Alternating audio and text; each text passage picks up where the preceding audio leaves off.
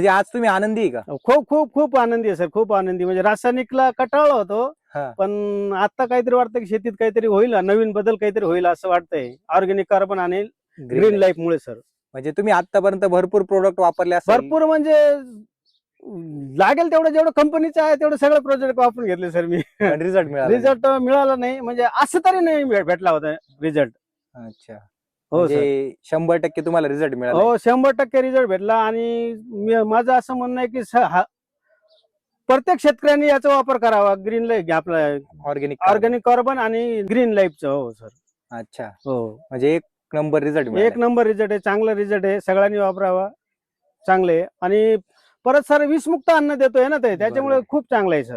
आता तुम्ही त्या दिवशी मार्केटमध्ये घेऊन गेले ना माल, काय हो. अनुभव होता तिथला? मार्केटला मी घेत लोकांचे सर 10 रुपये पावशेर चालू होतं, माझे 20 रुपये पावशेरने असं पडूच दिले नाही. असं लोकांना घ्यायला ते असं वाटत त्यांना का नवीनच का असं काहीतरी वाटतंय सर, असं क्वालिटी होती त्या मालाला, चमक होती. चमक होती. हा.